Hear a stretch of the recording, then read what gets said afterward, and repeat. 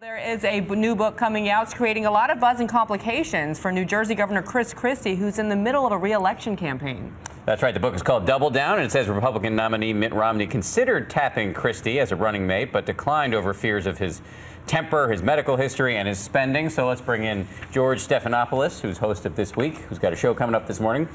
Is this likely to hurt Governor Christie as he contemplates a run for president? I'm not sure. One of the things it shows is real tension between Governor Christie and Mitt Romney's campaign. But Christie is the future. Mitt Romney's campaign is the past. Now, they did leak all kinds of information from his vetting file. It was pretty clear from this book that Governor Romney had a lot of questions about Christie. Said he was, always showing up late to events, was arrogant, even made fun of his weight.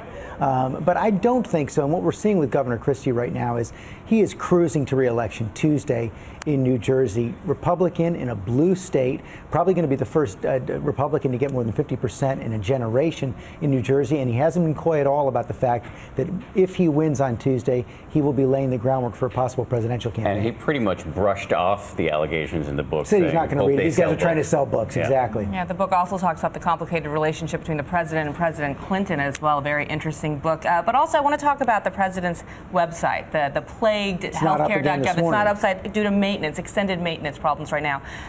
This is starting to affect the president in the polls. Oh, no question about it. His approval rating right now, 42%, lowest approval rating of his second term so far, and it's been dropping all through this month. And it fits into a pattern of stories right now that the president isn't in control. He didn't know about the NSA spying on his allies. He wasn't aware of the problems with the website. This is something the White House is going to have to turn around.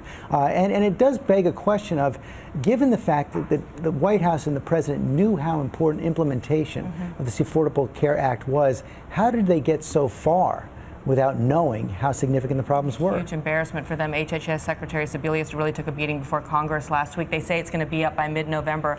If that doesn't happen, how much trouble is he in? I think they're going to have to delay some of the requirements of the Affordable Care Act, but they insist, the White House insists that they are making progress on these problems, and the website problems will be fixed by the end of November. This among many other topics we'll be covering on the show coming up. Thank you, George. Thanks, George. And be sure to tune into This Week with George Stephanopoulos later this morning. George goes one-on-one with White House Senior Advisor Dan Pfeiffer and Republican Senator Rand Paul.